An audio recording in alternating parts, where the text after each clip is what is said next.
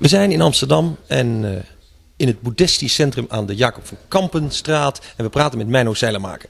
Menno, er is een belangrijke boeddhistische leraar in Amsterdam. Wie is dat en waarom is die zo belangrijk? Hij heet de Sakyong Mipham Rinpoche.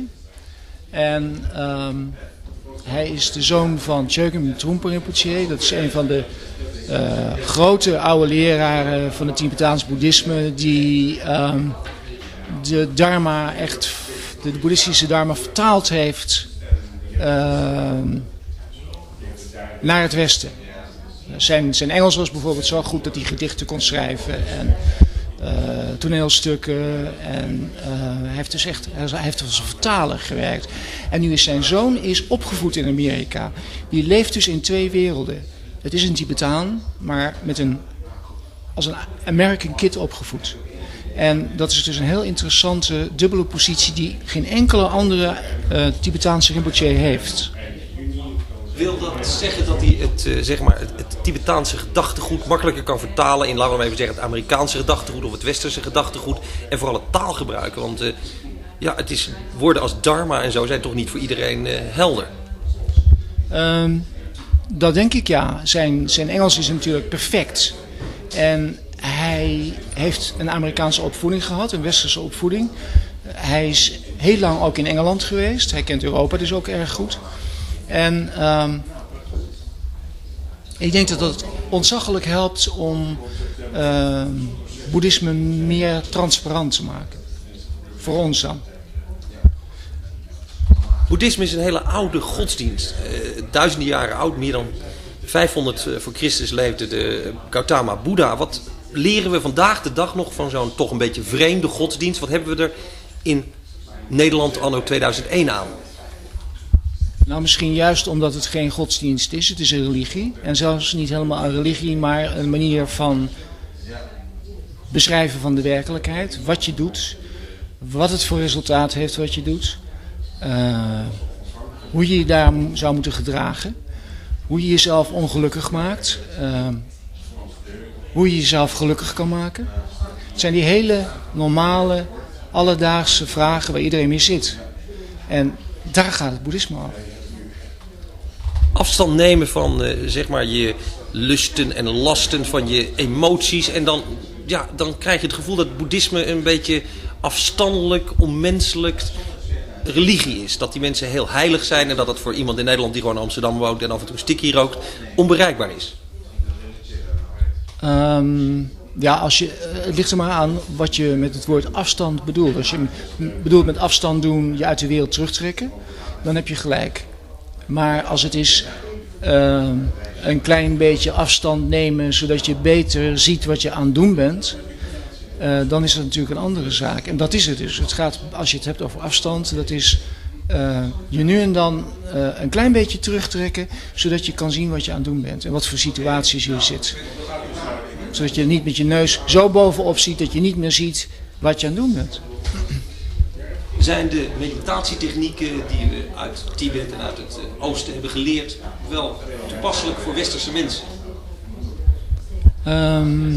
Ik denk dat die vrij internationaal zijn, omdat de verschillen tussen China, India, Japan, Mongolië, noem maar alle, Sri Lanka, zijn al zo groot dat er kan nog best een andere cultuur bij. Ik geloof niet dat het zo vreselijk veel verschil maakt. Boeddhisme heeft dus ook altijd enorm gereisd van de ene plaats naar de andere. Okay. Nou, we gaan een praatje met hem maken. Eens kijken wat hij te vertellen heeft. Dankjewel, Menno. Hello, sir. An American who turned a high lama. Must be a strange feeling. I guess so. I don't know, I feel both. I feel Tibetan. I was born in India, and so I grew up there, and then I moved to England, and then I went to the United States. And so I spend my time back and forth, so I feel comfortable in both worlds. Yeah. Yet you must have gone to, say, American high school and the American way of life, the hamburgers. Yeah, I still can eat a hamburger. And I went to school there. Yeah, it was sort of odd because I was with my father, who was Tibetan Lama, and so we spent time doing retreats and then practicing, and then I would sometimes go to school, and so it was back and forth. It was sort of interesting. Now, being the son of a Lama, does that mean that you become a Lama automatically? Not necessarily, but in my case, we have a what we call Dungju, or sort of family lineage, and in Tibet there are different kinds of traditions, and that's one of them. And but certainly not. I mean, many people would be, children or child of a lama or things like that, and they may not necessarily do that kind of, follow that kind of way of life. But for me, from very young, I had a sort of inclination towards it, so it was a good thing. So. Yet the Tibetan language and the way of thinking is different from the American language. I've heard you are also a poet? Yeah, I write poetry. It's very different. When you read in Tibetan, you have to think in Tibetan, and the way it's presented, the text, and when it's translated, certain things get across and certain things don't get across. So really, I think, like any language, you have to sort of begin to dream in it and kind of feel it. And especially old text, because it's very the old culture. But I find the wisdom and what's in it is very relevant, and basically people had similar situations, really in no matter what kind of culture they came from. You've not only been exposed to Tibetan wisdom, but also to, you must have been, because of your father, you must have met people like Allen Ginsberg. Oh, sure. Yeah. Has that influenced your thinking, those Beat Generation poets with their outspoken vitality? Yeah. I mean, you get to know them as people, and they're sort of the idiosyncratic behaviors, and they're sort of, they're great people, and they're strange and unusual, and they have wisdom, and they're searching, and so it's been interesting. I mean, I've known, Alan for a long time, and until he passed away. I saw him right before he passed away, and he became a really good practitioner and a very good person.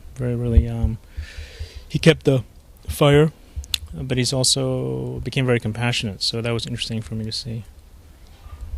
People like Ginsberg have given the Buddhism in the States a little bit of a new agey touch. They would say, okay, these Beat Generation poets were the revolutionaries of the 50s. And when they accepted the Eastern wisdom, that gave it a little bit of a flavor, which it has till today. The flavor of what we call alternative in Holland. Mm. I think so. I mean, I think that people would probably, your average person in the States would tend to, mix up Buddhism, Hinduism. They would mix up Taoism, many things, and just sort of see it as Eastern thought.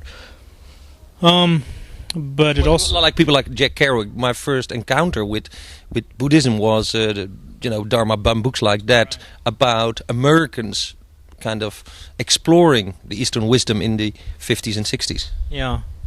Well, I think they came at a crucial time where it helped open up people's minds and explored a new area that people had not gotten interested in. And so that's continued. I mean, I think it's both. I mean, I think it was positive, and obviously maybe there was some drawbacks in terms of people associating it with a fringe kind of culture. So a lot of times mainstream people think Buddhism is unusual, and obviously in Tibet and Japan and China and other places is very sort of mainstream, as it were. But when you get in the West, it sort of becomes very fringe-oriented. So people think it's bizarre, things like that. But is that a matter of form? Or is that a matter of content? I mean, if you look at the form, especially of the Bonpo influenced Tibetan Lamaism, where you see all these demons and stuff like that, that's a form. The content is far more austere and simple.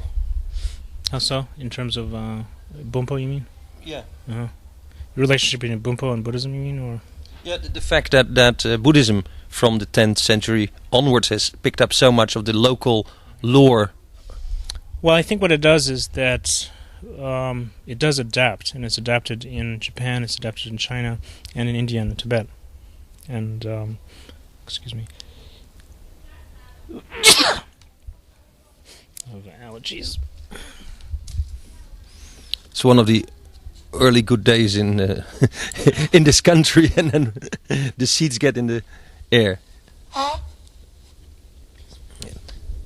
Well, I think Buddhism has a way of adapting to many different kinds of cultures, and it has. And Tibetan, basically like Bumpo in Tibet, they were warrior people and very kind of connected with the earth and connected with the energy of the earth, and in terms of spirits and things like that. So Buddhism, I think, it worked with that energy. It worked with that kind of situation. It didn't say it's wrong or right or whatever. It just worked with the situation. And I think it has done that in Japan and other places. I mean, Zen Buddhism has a very strong Japanese influence too.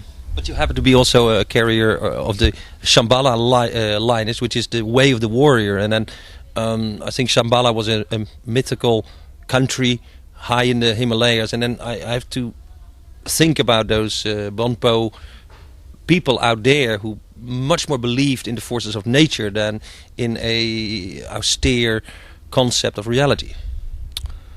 Well, I don't know about austere. I mean, I think, Buddhism... Say clean, say... I think the notion here is that Buddhism really has the element of being able to sort of look at, in meditation, look at the nature of reality, look at the nature of things. And from that point of view, once you understand the nature of something, then how it appears and how it's demonstrated can be worked with. And I think Buddhism has done that.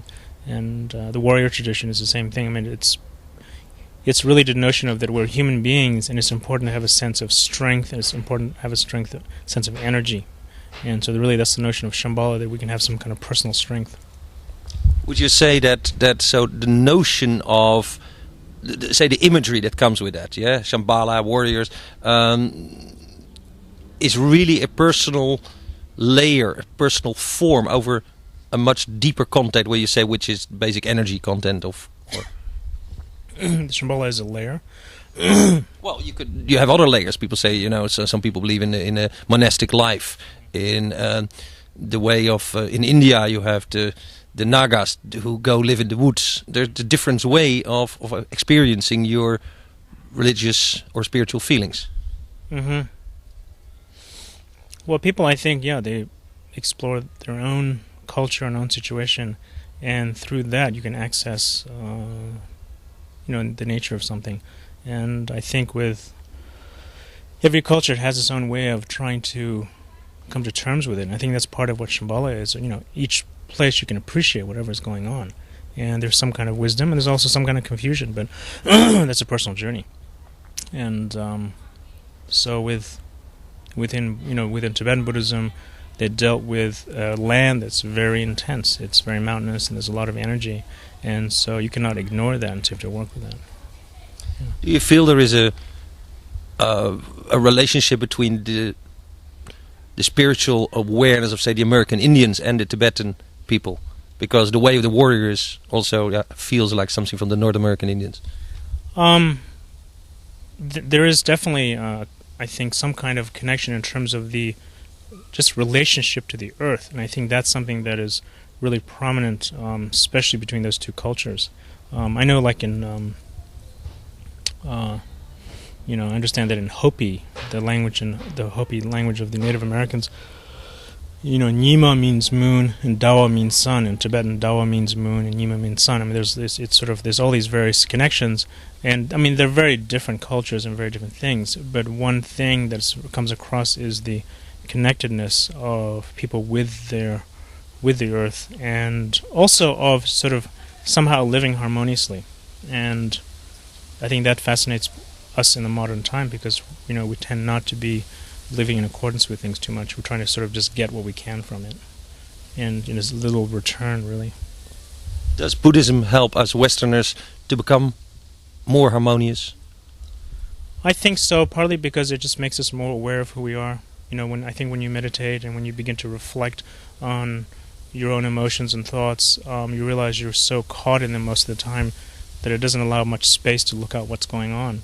And most of us, when we just relax and have the opportunity to look out, we realize what's going on, and we realize what's working out and what's not working out, whether it's our personal life or just the whole world.